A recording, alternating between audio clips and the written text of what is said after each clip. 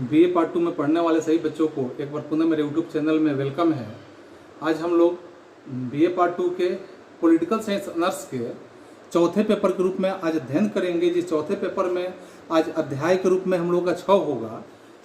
और इस 6 अध्याय में जैसे यहाँ जिक्र किया गया है कि अंतर्राष्ट्रीय राजनीति का राजनीतिक व्यवस्था सिद्धांत। तो अंतर्राष्ट्रीय राजनीतिक व्यवस्था सिद्धांत के तहत कई बातों पे कई महत्वपूर्ण बिंदुओं पर हम यहाँ विचार करेंगे, जो अलग अलग ढंग से हम सभी बिंदुओं पर विचार करेंगे। और इन बिंदुओं में जैसे हम देखेंगे कि सबसे पहले बिंदु के रूप में हम रखे हुए हैं कि सामान्य व्यवस्था सिद्धांत, उद्गम और प्रारंभिक विकास। इसके बाद इसके दूसरे बिंदु में हम रखे हैं कि सामान्य व्यवस्था सिद्धांत, इसका अभिप्राय। इसके बाद हम चौथे बिंदु में रखे हैं कि अंतर्राष्ट्रीय राजनीति के अध्ययन में जो व्यवस्था है, इस व्यवस्था के संबंधित सिद्धांत। और पांचवें बिंदु में रखा गया है कि मार्टिन कैपलन का अंतर्राष्ट्रीय राजनीतिक व्यवस्था सिद्धांत किस प्रकार का रहा है, इन तमाम बातों का। इसके बाद मार्टिन कैपलन का जो यह सिद्धांत है, इस सिद्धांत के मूल्यांकन के बारे में हम अध्ययन करेंगे, जो आपके यह वर्ग व्यवस्था के साथ साथ आप इसे निश्चित रूप से यह मानकर चलें कि यदि आप यूजीसी नेट की तैयारी कर रहे हैं, आप जेआरएफ की तैयारी कर रहे हैं, तो आपके लिए बहुत ही महत्वपूर्ण यह बातें हो सकता है। इसलिए आप इसे ध्यानपूर्वक समझने का प्रयास करेंगे, क्योंकि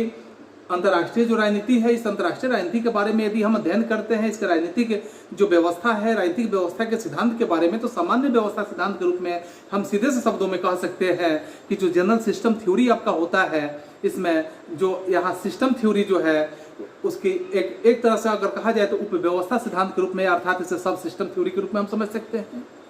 क्योंकि ऐसे ही अंतर्राष्ट्रीय राजनीति के सिद्धांतीकरण के क्षेत्र में महत्वपूर्ण यह अपना एक योगदान देने का काम करता है। और अंतर्राष्ट्रीय राजनीति जो है, इस अंतर्राष्ट्रीय राजनीति में व्यवस्था सिद्धांत व्यवहारवादी एक क्रांति होता है। उसी व्यवहारवादी क्रांति का एक उपज हम इसे निश्चित रूप से समझ सकते हैं कि एक व्यवहारवादी क्रांति के रूप में या व्यवहारवादी क्रांति का एक उपज है। इसे हम समझने का प्रयास करेंगे। जैसे द्वितीय विश्व युद्ध हुआ था, तो इस द्वितीय विश्व युद्ध के दौरान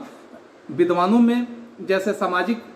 विज्ञानों के में अनुशासनात्मक ढंग से अगर हम विचार करें, तो इस अनुशासनात्मक एकीकरण पर यहाँ खासकर विद्वानों ने जोर देने का या बल देने का काम किया है। और इनकी यह धारणा भी रही है विद्वानों की कि व्यवस्था सिद्धांत है या उसी के उपज के कारण यहाँ पे आता है। ऐसे ही दृष्टिकोण के रूप में अगर हम समझते हैं, तो इसमें हम देखेंगे कि से जो राजनीतिक शास्त्री हैं, तो राजनीतिक शास्त्रियों का बिल्कुल ये कहना जायज ही होता है कि ज्ञान विज्ञान को विभिन्न विषयों में या विभिन्न तरह के टुकड़ों में इसे बांटकर इसे कठोरता के साथ विभाजित यह कर दिया था, जिसके परिणाम स्वरूप ज्ञान के विभिन्न क्षेत्रों में तो एक दूसरे के साथ आदान प्रदान की क्रिया ही यहाँ रुक गई थी। ज्ञान के प्रत्येक जो विशिष्ट क्षेत्र है, इस क्षेत्र की प्रगति में भी एक बाधा आ रही थी। और ऐसे बाधा के रूप में यह स्थिति उत्पन्न भी हो गई थी कि एक विद्वान ने यहाँ पे, जैसे हम कहा जाए कि ऐसे ही यह उत्पन्न हुई थी कि विज्ञान में होने वाले जो विकास है या विकास की सहायता से दूसरे, अगर हम यहाँ विचार करें कि दूसरे विद्वानों के रूप में या दूसरे विज्ञानों की उसी प्रकार की समस्या के समझ पाना यह संभव नहीं रह गया था। अतः विभिन्न अनुशासनों के माध्यम से ज्ञान को सार्थक ढंग से संगठित भी किया जा सके और इस प्रकार जो व्यवस्था है, इसके सिद्धांत का ऐसे आंदोलन का या एक परिचय भी बन जाता है। और खासकर यह भी हम समझ सकते हैं कि वैज्ञानिक जो विश्लेषण है, इसी के एकीकरण करना यह इसका उद्देश्य बन जाता है। और एक ऐसे व्यापक सिद्धांत की यह खोज भी करता है, जिसके सहायता अगर कहा जाए कि सहायता के लिए प्रत्येक जो विज्ञान है वो अपनी समस्याएं अधिक अच्छी तरह से समझने की आवश्यकता बन जाती है। तो आगे हम बढ़ते हैं इसमें कि यह आपने समझा कि अंतर्राष्ट्रीय राजनीति का जो राजनीतिक सिद्धांत व्यवस्था है या व्यवस्था संबंधी सिद्धांत है, इसके बारे में हमने छोटा सा बातों को रखने का प्रयास किया। इसके बाद अगर हम देखते हैं कि सामान्य व्यवस्था सिद्धांत है, इसके उद्गम और प्रारंभिक विकास की अगर हम जिक्र करते हैं, तो सामान्य व्यवस्था सिद्धांत का आरंभ अगर हम कहें, तो आरंभ के रूप में जैसे सैद्धांतिक रूप में अगर प्राकृतिक विज्ञानों के रूप में अगर हम समझते हैं, तो प्राकृतिक विज्ञानों के रूप में और विशेषकर जीव विज्ञान में यह हम समझ सकते हैं कि जीव विज्ञान में भी हुआ है। लेकिन सामाजिक विज्ञान में उसका व्यवहार सबसे पहले मानव में होना एक तरह से आरंभ माना जाता है। इसके बाद समाजशास्त्र में उसके कुछ समय बाद मनोविज्ञान में, और भी काफ़ी समय के बाद राजनीति और विज्ञान अंतर्राष्ट्रीय राजनीति में उसे प्रयोग में लाए जाने का काम किया जाने लगा। सामान्य सिद्धांत के रूप में देखा जाए तो ऐसे सिद्धांत की संकल्पना सबसे पहले हम देखेंगे यहाँ कि 1920 ईस्वी के दशक में जो लुडविग वॉन वाटनफी नाम से आप समझ सकते हैं, ऐसे प्रसिद्ध जीव विज्ञान शास्त्री के रूप में इन्हीं की रचनाओं में यह पाया जाता है। उससे अगर हम यह बात समझते हैं कि 1920 और 30 के विज्ञान के एकीकरण की आवश्यकता पर इस पर विशेष जोर देने का काम किया गया था। समाज शास्त्रों के माध्यम से या सामाजिक शास्त्रों में इसका प्रारंभ जो था, सबसे पहले अगर हम समझते हैं कि समाज शास्त्रों में सबसे पहले इसका सामाजिक मानव जो है विज्ञान में जो एमिली के रूप में आप देखेंगे, एमिली दुर्कहाइम्स की रचनाओं में, और A.R. रैडक्लिफ का नाम आप समझते हैं कि A.R. रैडक्लिफ जो है, जिनका पूरा नाम A.R. रैडक्लिफ ब्राउन और बोर्निसला के नाम से आप जान सकते हैं, बोर्निसला मालिनोव्स्की की रचना यहाँ स्पष्ट रूप से सामने आता है। और सामाजिक मानव विज्ञान के क्षेत्र में यहाँ इन लेखकों ने जो सैद्धांतिक आविष्कार किए उसका प्रयोग जो है यहाँ प्रभाव राजनीतिक शास्त्र के दो समाजशास्त्रियों पर, जिसमें एक रॉबर्ट यहाँ के मार्टन का नाम आप देखेंगे कि रॉबर्ट के मार्टन है, और दूसरा जो है टेलकार्ट पार्सन के माध्यम से यहाँ जिक्र किया जाए तो यही दो महत्वपूर्ण नाम उपस्थित होते हैं। इसके बाद यदि हम दूसरे बिंदुओं पर विचार करते हैं तो दूसरे बिंदु में जैसे आप देखेंगे सामान्य व्यवस्था सिद्धांत, और इस सिद्धांत से अभिप्राय की जो बात होता है कि सामान्य व्यवस्था सिद्धांत का क्या अभिप्राय रहता है, तो इस अभिप्राय पर अगर हम जिक्र करते हैं तो इसमें सबसे पहले देखेंगे इस बात में कि व्यवस्था की जो अवधारणा होती है, ऐसे जो भी व्यवस्था होता है उसकी अवधारणा जो होती है विभिन्न अनुशासनों के माध्यम से, जैसे विद्यमान कठोर और विभक्तिकरण शोध प्रयासों के जो अनावश्यक आवृत्तिकरण के रूप में आप देखेंगे कि ऐसे आवृत्तिकरण के प्रति अनुशासनात्मक अभाव से उत्पन्न परिस्थितियों के माध्यम से, और ऐसे परिस्थितियों के माध्यम से एक मुकाबला करने का यहाँ पे प्रयास जो है, ऐसे मुकाबला करने के लिए प्रतिस्थापित भी हुआ है। विभिन्न विज्ञानों या ऐसे विज्ञानों के साथ साथ अनुशासनों के बीच में स्वतः ही अगर हम ऐसे जिक्र करते हैं कि स्वतः ही दीवारें खड़ी होने लगी थी, और जिससे ज्ञान की बात अगर किया जाए कि ज्ञान का एक अनुशासन से दूसरे अनुशासन की तरफ प्रवाह भी नहीं हो पा रहा था, ऐसे स्थिति से निपटने के लिए खासकर अनेक विद्वान जो हैं विभिन्न विज्ञानों के माध्यम से अलग अलग विज्ञानों के एकीकरण की बात करने की बात यहाँ बीच में लाने लगे थे। और इन लोगों की मान्यता भी ऐसी थी, ऐसे लोग ये मान भी रहे थे कि विभिन्न अनुशासनों के माध्यम से उनके सामान्य जो बातें हैं सामान्य रूप से पाई जाती है, जो भी सामान्य बातें देखी जाएगी वह सारी सामान्य बातें सामान्य रूप से ही देखी जा सकती है और सामान्य रूप से पाई भी जाती है। अतः इनके एक तरह से कहा जाए कि तटस्थ होने के साथ साथ यहाँ तारतम्य से पिरोने के लिए कोई ऐसा अमूर्त ढांचा निर्मित करने की बात इन लोगों ने किया, ऐसे समस्याओं से समझने में एक लागू करने का भी प्रयास किया। ऐसे सामान्य सिद्धांत के निर्माण में प्रयत्नशील विद्वानों में सामान्य व्यवस्था सिद्धांत के जो अवधारणा इसको विकसित की, जो व्यवस्था के विचार पर यह आधारित कहा जा सकता है, सब माना जा सकता है। सामान्य व्यवस्था में यह भी देख सकते हैं हम कि सामान्य व्यवस्था सिद्धांत विभिन्न तरह के अनुशासनों के माध्यम से ऐसे अनुशासनों में एकता लाने वाली जो अवधारणा इसकी खोज करने से संबंधित है, और इसका निर्माण जो है ऐसे निर्माण व्यवस्था के रूप में हम समझें तो इसकी अवधारणा से ही उत्पन्न हुआ है, इसी से निर्मित भी हुआ है, अर्थात निर्माण हुआ है। भौतिकी विज्ञान के अंतर्गत अगर व्यवस्था की अर्थ सुपरिभाषित हम यहाँ अंतःक्रियाओं के समूह से समझने की प्रयास करते हैं तो इसमें जिसकी सीमाएं जो होती है निश्चित ही की जा सकती है, और इस सीमाओं को जब निश्चित किया जाएगा तो शाब्दिक परिभाषा के अनुसार अगर हम कहें इसमें तो शाब्दिक परिभाषा में हम निश्चित रूप से देख सकते हैं कि व्यवस्था का यहाँ अर्थ होता है जटिल संबंधित जो भी समस्याएं होती है, ऐसे वस्तुओं के समग्र समूह, विधि संगठन जो पद्धति है, इसके निश्चित सिद्धांत तथा परिकरण की भी होना यहाँ चाहिए, क्योंकि उसके अंग जो होते हैं यहाँ संबद्ध होते हैं। यदि किसी भी स्थान पर हमें संगठन मिलने की बात आती है, संगठन मिलता है तथा जहां संगठित होने के गुण पाए जाते हैं और ऐसे जगहों पर और उसके सभी अंग एक दूसरे के लिए संबद्ध होते हैं तो वहां व्यवस्था जो होती है विद्यमान हो जाती है। बट यहाँ देखेंगे एक विद्वान की बात जो बटलेम्फी व्यवस्था की परिभाषा यहाँ पे ऐसे व्यवस्था को देखते हुए परिभाषित करने का भी प्रयास किए हैं कि अंतःक्रियाओं के क्रियाशील माध्यम से अंतःक्रियाशील तत्वों का जो समूह है, ऐसे इसके साथ साथ जैसे हाल एवं फैगन के बात को भी आप समझने का प्रयास करें कि हाल और फैगन ने भी अपने बातों को रखने का प्रयास किए हैं, क्योंकि वस्तुओं में परस्पर तथा वस्तुओं और उसके जो लक्षण है इसके बीच में जो संबंधों सहित वस्तुओं का समूह जो होता है, यह समूह के रूप में समझा जा सकता है और इसके साथ अलग भी विद्वान अपनी बातों को रखने का प्रयास करते हैं। फिर हम यहाँ अगले बिंदुओं पर विचार करते हैं कि अंतर्राष्ट्रीय राजनीति का अध्ययन के व्यवस्था सिद्धांत क्या होते हैं। तो अंतर्राष्ट्रीय राजनीति के अध्ययन में व्यवस्था सिद्धांत की अगर हम बात करें, इसे हम समझने का प्रयास करें, तो हम देखेंगे कि पिछले कुछ अगर हम वर्षों से अंतर्राष्ट्रीय राजनीति का अध्ययन व्यवस्था विश्लेषण करने की बात अगर हम समझ रहे हैं, तो ऐसे समझने के साथ साथ ऐसे विश्लेषण के संदर्भ में करने के प्रयत्न भी किए जा रहे हैं। इस दृष्टिकोण के समर्थकों का अपना एक मत होता है, एक अपनी विचारधाराएं होती है, और ये विचारधाराएं इस तरह की है कि अंतर्राष्ट्रीय राजनीति का वैज्ञानिक जो अध्ययन है तभी किया जा सकता है जब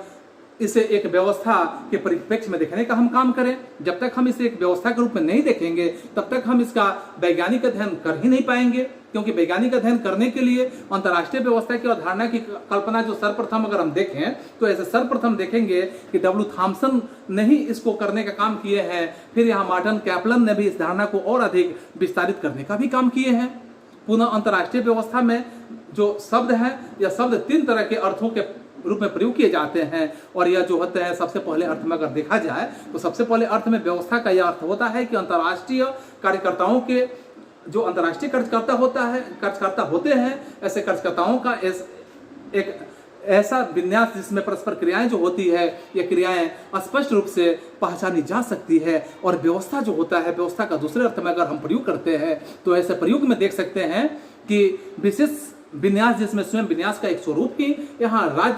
राज्यों में व्यवहार की व्याख्या करने से सबसे महत्वपूर्ण तत्व माना जा सकता है। और इसके साथ साथ अगर हम समझें, तीसरे अर्थों में अगर देखते हैं कि अंतर्राष्ट्रीय राजनीति के अध्ययन में विशेष प्रकार की अगर हम बात करें, तो ऐसे गतिविधियों के प्रयोग की व्यवस्था को भी हम कह सकते हैं। तो फिर यहाँ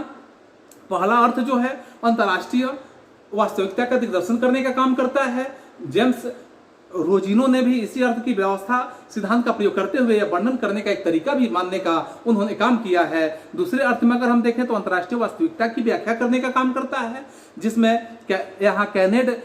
बोल्डिंग जो है और चार्ल्स मैकलैंड ने इसी अर्थ की व्यवस्था के सिद्धांत का प्रयोग करने के लिए अंतर्राष्ट्रीय विचार के मुख्य धारा से, यानी अगर कहा जाए कि मुख्य चरों की व्याख्या करने का इन्होंने प्रयास किया है। फिर हम तीसरी बिंदुओं पर देखें तो तीसरी बिंदुओं पर देखते हैं कि तीसरा अर्थ जो है अंतर्राष्ट्रीय वास्तविकता का यह विश्लेषण भी करता है, क्योंकि ऐसे विश्लेषण करने के साथ प्रणाली के रूप में व्यवस्था का अभिप्राय एक ऐसे विशिष्ट दृष्टिकोण से भी होता है जिसमें अंतर्राष्ट्रीय राजनीति के विस्तृत अध्ययन की सामग्री से संबंधित जो सैद्धांतिक व्यवस्था या लाना चाहते हैं, और जॉर्ज यहाँ लिस्का और आर्थर ली बर्न्स ने ऐसे ही विशिष्ट दृष्टिकोण को विकसित कर अंतर्राष्ट्रीय राजनीति पर लागू करने का काम भी करते हैं। अगर हम संक्षेप में इसे समझने का प्रयास करें तो हम सीधे शब्दों में कह सकते हैं कि विश्लेषण प्रणाली के रूप में व्यवस्था जो होता है, व्यवस्था विश्लेषण की धारणा जो अंतर्राष्ट्रीय राजनीति को एक व्यवस्था के रूप में ही प्रतिपादित करने की कोशिश होता है। और ऐसे कोशिश है जिसे जेम्स एन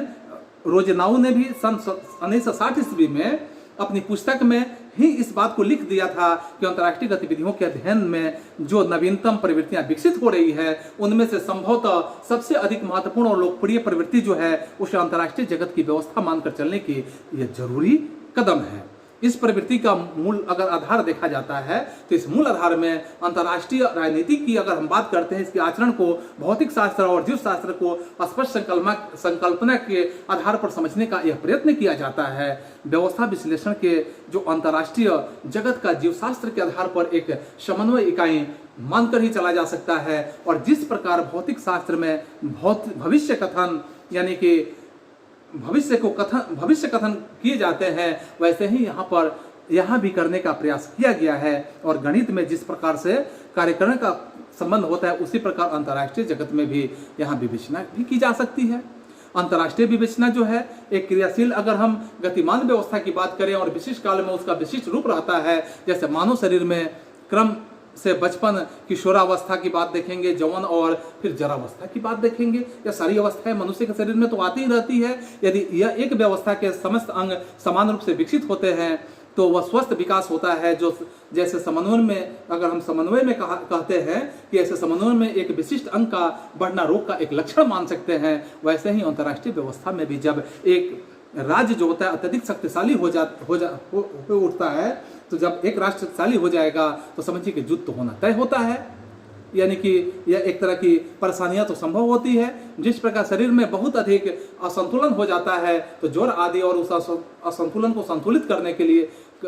के तीव्र कदम होते हैं, उसी तरह से राज्य में जब गहरे असंतुलन होते हैं तो यहाँ देखेंगे कि क्रांतियां होती है और उसके जगह पर अगर आपको मिलेगा कि उसके उपरांत नया संतुलन भी स्थापित होता है। अंतर्राष्ट्रीय राजनीतिक व्यवस्था की परिभाषा करते हुए भी यहाँ डी कोपलिन ने भी अपनी बातों को लिखा है। अंतर्राष्ट्रीय राजनीतिक व्यवस्था को हम क्षेत्रीय आधार पर अगर कहें तो संगठित एक अर्ध स्वायत्त कानूनी और तथ्याकथित राजनीतिक अगर कथन की बात करें राजनीतिक इकाइयों ने के एक सेट के रूप में हम देख सकते हैं। और इन राजनीतिक इकाइयों का अभिप्राय जो होता है राष्ट्रों अथवा राज्यों से है और जो विश्व को घेरे हुए अवस्था में बने हुए हैं और बड़ी संख्या में विभिन्न विवाद क्षेत्रों में एक दूसरे के प्रति स्वतंत्र और सामूहिक रूप से काम भी करने का काम करते हैं जिसमें देखते हैं कि मार्टिन कैपलन है। तो मार्टिन कैपलन का अंतर्राष्ट्रीय राजनीतिक व्यवस्था का सिद्धांत जो है इस संबंध में जैसे मार्टिन कैपलन ने अंतर्राष्ट्रीय राजनीतिक व्यवस्था के सिद्धांत में किस तरह के अपने तर्कों को देने का काम किए हैं, तो इसमें हम पाएंगे कि अंतर्राष्ट्रीय क्षेत्र में व्यवस्था जो है उपागम को लोकप्रिय करने के क्रम में मार्टिन कैपलन है, यानी कि इनका एक विशेष तरह से योगदान माना जाए तो इसमें कहीं अतिशयोक्ति नहीं होता है, क्योंकि शक्ति जो होता है राजनीतिक धारणा को स्वीकार करते हुए उसमें अंतर्राष्ट्रीय राजनीति के मामले में अंतर्राष्ट्रीय राजनीति जो होता है इसके व्यवस्था की कुछ विशिष्ट आत्म नियामक हम विशेषता के रूप में समझ सकते हैं और ऐसा ही उन्होंने बताने का काम भी किया है।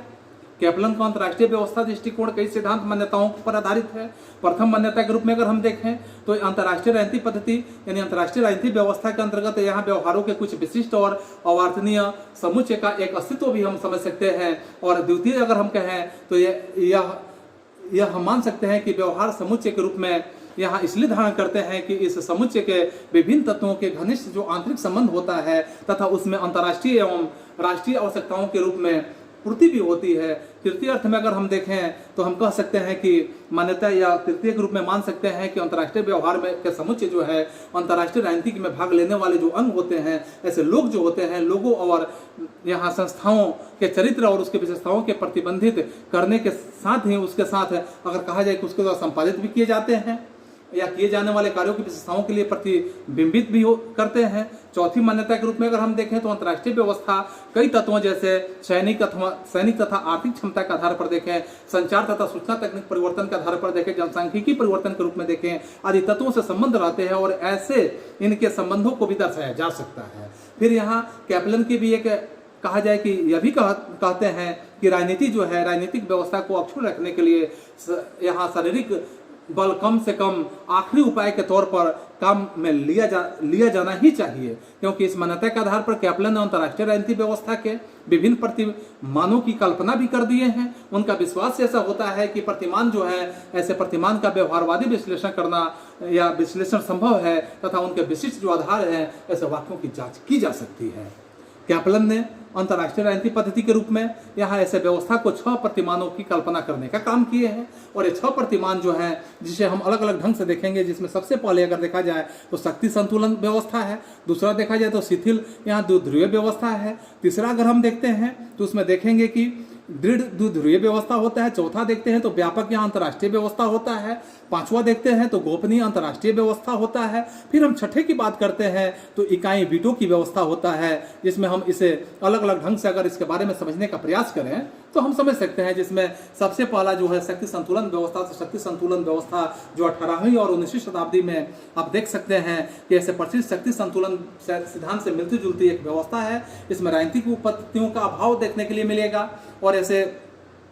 आप देखेंगे कि अमेरिका में, रूस में, फ्रांस में, ब्रिटेन में और तो और यहाँ चीन में आदि अन्य जो लघु कार्यकर्ता में छोटे देशों के शामिल किए अगर कर लिए जा सकते हैं। और कैपलन यहाँ बताते हैं कि शक्ति संतुलन व्यवस्था जो है यह 6 परिहार्य नियमों के माध्यम से चलता है और 6 परिहार्य नियम में जिसमें सबसे पहले अगर नियम की बात करें तो प्रत्येक आवश्यक जो कार्य करता है उसको अपनी क्षमता बढ़ाने की जरूरत है और उसे बढ़ानी भी चाहिए,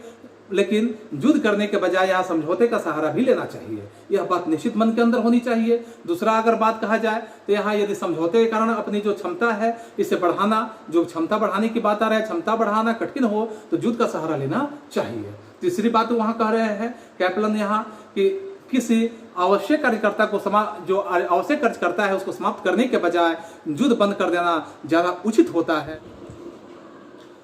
तो चौथे बिंदु पर जब देखेंगे तो इसमें देखेंगे कि अंतर्राष्ट्रीय जो व्यवस्था है इसके भीतर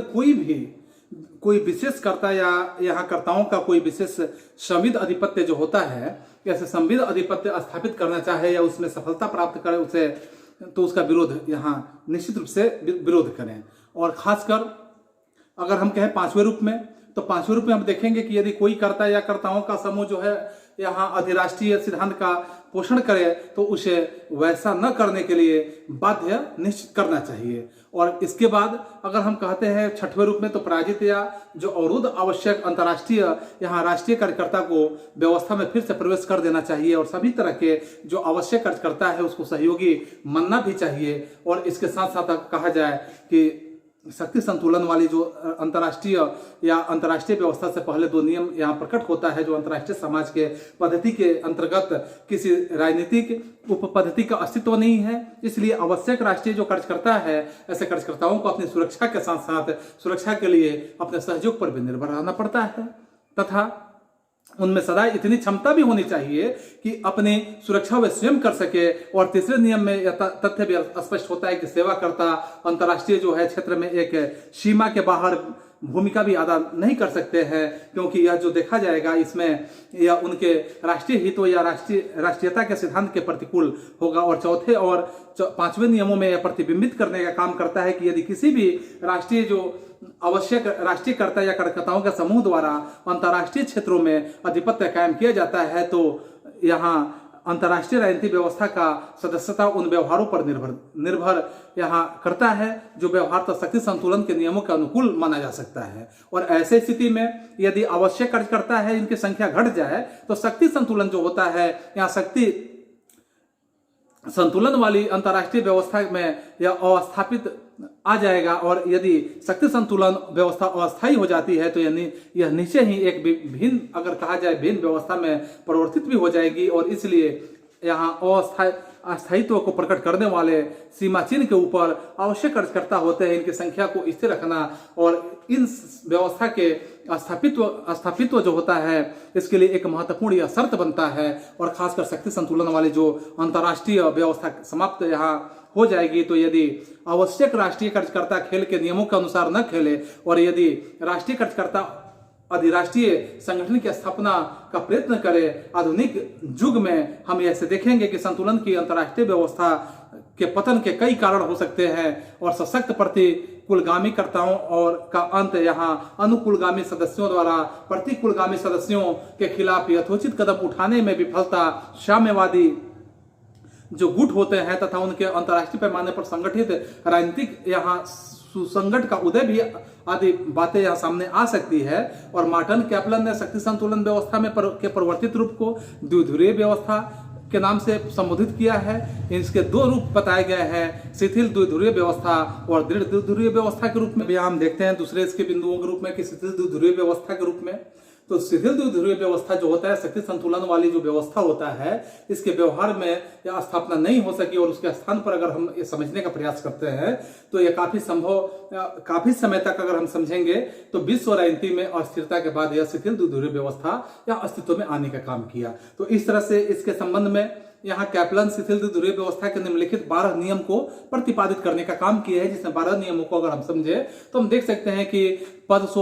सोपानीय स्थिति में जैसे पहले नियम में देखेंगे पद सोपानीय तथा मिश्रित पद सोपानीय ढांचों पर आधारित गुट दूसरे समान गुट को खत्म करना चाहते हैं। दूसरे नियम में अगर देखेंगे तो पद सोपानीय तथा मिश्रित पद सोपानीय ढांचों पर आधारित गुट जो होते हैं युद्ध के बदले यहाँ समझौता करना चाहते हैं। तीसरे अगर हम देखेंगे तो किसी गुट के सभी जो कर्ता होते हैं दूसरे गुट के कर्ताओं की अपेक्षा अपनी अधिक क्षमता बढ़ाने का प्रयास करना चाहते हैं। चौथे अगर बिंदुओं पर देखें तो चौथे में देखते हैं कि अश्रृंखलाबद्ध ढांचे जो होते हैं ऐसे ढांचों पर आधारित जो गुट युद्ध के बदले समझौता करने की बात करते हैं, अपनी क्षमता बढ़ाना चाहते हैं। क्षमता बढ़ाने में वह असफल होने पर छोटी लड़ाई करना भी चाहते हैं किंतु वे हमेशा बड़ी लड़ाई से बचने का प्रयास करते हैं। पांचवी बातों में अगर हम विचार करते हैं कि पांचवी बातों पे तो सभी गुटों के कर्ता जो होते हैं विपक्षी गुट को आधिपत्य जो होता है उसको जमाने देने के बजाय वो लड़ाई लड़ना ही पसंद करते हैं। और छठे अगर हम बात कहें तो छठे में देखेंगे कि सभी गुट के सदस्य जो होते हैं उसमें अपने विश्वव्यापी उद्देश्यों को गुट के उद्देश्य के अधीनस्थ रखने का काम करते हैं, किंतु विपक्षी गुट के जो गुटीय उद्देश्य होते हैं वैसे गुटीय उद्देश्य को विश्वव्यापी उद्देश्य के अधीनस्थ करने का प्रयास वो करना चाहेंगे। और इसके बाद सातवें बिंदुओं पर देखते हैं तो सभी निर्गुण सदस्य होते हैं अपने राष्ट्र उद्देश्यों को विश्वव्यापी उद्देश्यों का समर्थन करने वाले कर्ताओं के साथ वह संबद्ध रहने का प्रयास करेंगे। और 8वें बातों में देखेंगे गुटों के कर्ता अपने गुट के सदस्यों में वृद्धि करने का प्रयास करते हैं। 9वें बातों में देखेंगे कि गुट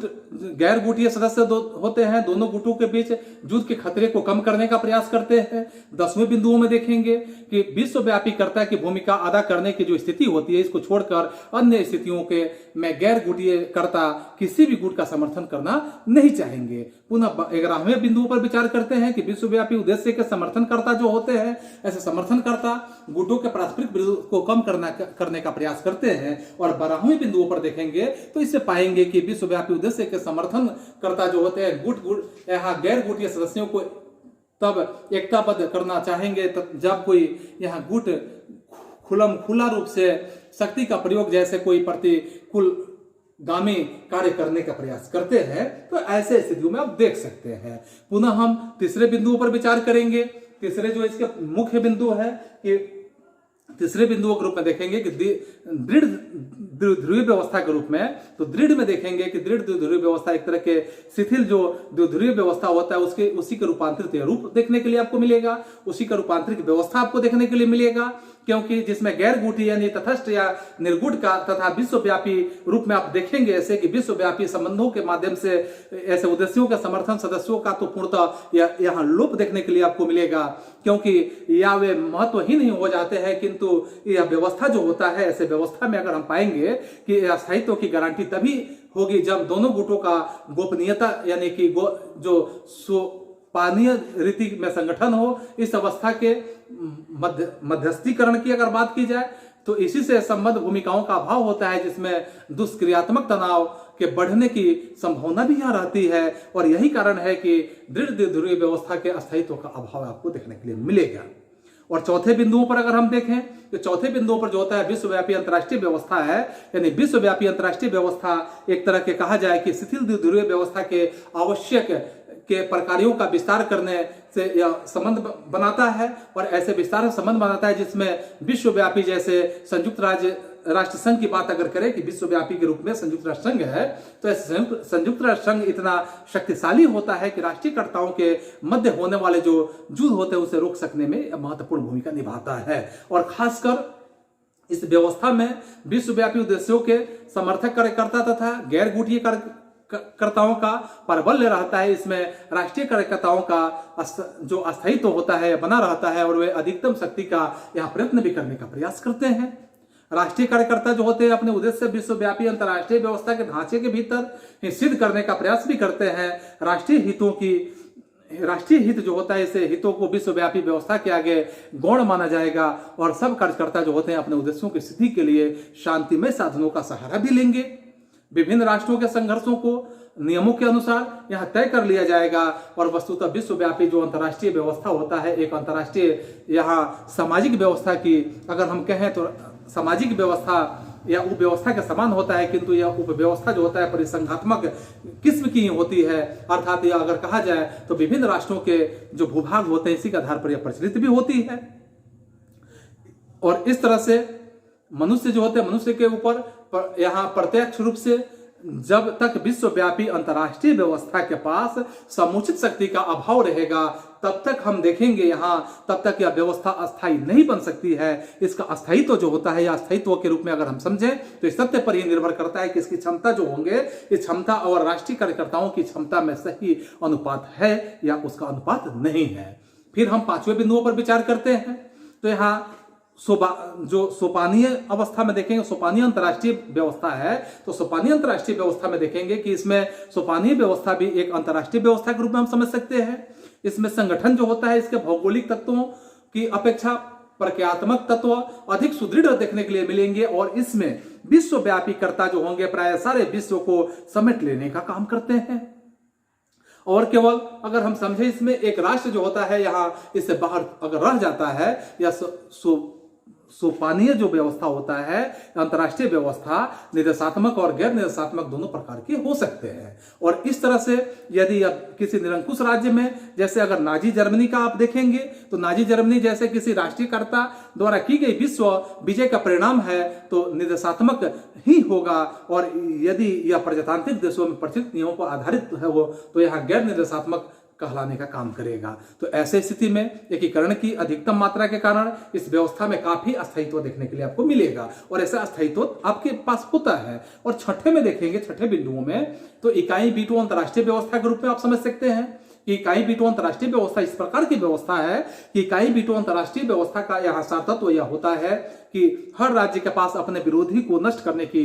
एक अपनी क्षमता भी होती है, क्योंकि इसमें सभी कर्ताओं की क्षमता लगभग समान होती है। और सभी कर्ता जब समान होंगे तो यदि एक कर्ता दूसरे पर आक्रमण कर विजयी बनना चाहता है तो उसे नष्ट किया जा सकता है। इस व्यवस्था के सभी जो कर्ता होंगे अपनी सुरक्षा के लिए अपने सामर्थ्य पर ही निर्भर करते हैं, क्योंकि उनका जो अपना सामर्थ्य होता है उतना ही सामर्थ्य पे वो निर्भर करते हैं, उतना ही सामर्थ्य पे वो निर्भर रहते हैं। यदि व्यवस्था जो होता है पारस्परिक धमकी पर आधारित होता है या पारस्परिक धमकी पर अगर आधारित हो तो इसलिए इस व्यवस्था के दुष्क्रियात्मक तनाव जो होता है यह अधिक देखने के लिए आपको मिलेंगे, क्योंकि इकाई B2 व्यवस्था तभी अस्थायी रह सकती है जब सारे कर्ता जो होंगे धमकियों का मुकाबला करने को तैयार स्थिति में रहते हैं। इसमें स्वयं को नष्ट करने का खतरा हमेशा बना रहता है। ऐसी व्यवस्था जो होता है इकाई B2 अंतर्राष्ट्रीय व्यवस्था के अंतर्गत हम स्पार्टन कैपलन का अंतर्राष्ट्रीय राजनीतिक व्यवस्था सिद्धांत के मूल्यांकन के बारे में समझने की बात, तो हम देखेंगे कि कैपलन जो है, यहाँ कैपलन के व्यवस्था निकाय जो है सिद्धांत की प्रशंसा के बजाय यहाँ सबसे ज्यादा आलोचना देखने के लिए मिला है, क्योंकि आलोचना के माध्यम से इकाई कई तर्कों में के आधार पर यहाँ आलोचना ही की गई है। अगर आलोचना हम अलग अलग बिंदुओं के रूप में देखने का प्रयास करें तो सबसे पहले बिंदु में देखें कैपलन के द्वारा जो अंतर्राष्ट्रीय व्यवस्था है, अंतर्राष्ट्रीय राजनीति है, इसको 6 प्रतिमानों में विभाजित करके वस्तुतः एक प्रकार का यहाँ मनमाना बंटवारा इन्होंने किया है। और इस तरह से अगर हम समझते हैं तो कोई भी व्यक्ति प्रतिमानों की संख्या अन्य विश्लेषणात्मक ढंगों से ज्यादा कर सकता है। अगर दूसरी बातों को समझने का प्रयास करें तो उसमें देखें कैपलन ने अंतर्राष्ट्रीय व्यवस्था के 6 जो प्रतिमान दिए हैं, ऐसे 6 प्रतिमानों के 2 भिन्न कसौटियों पर अलग अलग यानी इसी आधार पर अलग अलग वर्गों में बांटने का काम किए हैं। पहली कसौटी में अगर हम देखेंगे तो पहली कसौटी में यथार्थवादी है और उसके आधार पर जो शक्ति संतुलन है, शक्ति संतुलन व्यवस्था और शिथिल द्विध्रुवीय व्यवस्था वास्तविक प्रतिमानों के श्रेणी में ही आती है। और दूसरी कसौटी में अगर हम देखते हैं तो आदर्शवादी या यूरोपियन है और उसके आधार पर अन्य 4 जो प्रतिमान है या संभव प्रतिमान के श्रेणी में ही आते हैं। और इस तरह से तृतीय अगर बात हम करें कि तृतीय इनकी आलोचना की बात, तो कैपलन की यह मान्यता है कि इन जो अंतर्राष्ट्रीय व्यवस्था में क्रमशः सबसे पहले से छठे और चलने की जो प्रवृत्ति यहाँ दिखाई देती है, तो ऐसे चलने की जो प्रवृत्ति दिखाई देती है, शक्ति संतुलन जो होता है, ऐसे व्यवस्था आगे चलकर शिथिल द्विध्रुवीय व्यवस्था में परिवर्तित हो जाती है। और शिथिल द्विध्रुवीय व्यवस्था जो होता है दृढ़ द्विध्रुवीय व्यवस्था में, और फिर वह सोपानीय व्यवस्था में चला जाता है, विश्व व्यवस्था में बदल जाता है। इस तरह से कैपलन महोदय के द्वारा दिया गया यह विचार है कि ऐसे प्रक्रिया निकाय सिद्धांत यह अपनाते हैं, किंतु यह आवश्यक नहीं होता है कि कैपलन जो है कि कैपलन के सिद्धांत के अनुसार ही अंतर्राष्ट्रीय व्यवस्था एक दूसरे के प्रतिमान में बदलने का काम करता हो। चौथे इनके आलोचना की बात अगर की जाए तो कैपलन की मान्यता यह होती है कि शिथिल जो द्विध्रुवीय व्यवस्था है, इसमें जो भी अगर हम समझते हैं कि शिथिल द्विध्रुवीय व्यवस्था में जिस तरह की भी जो यहाँ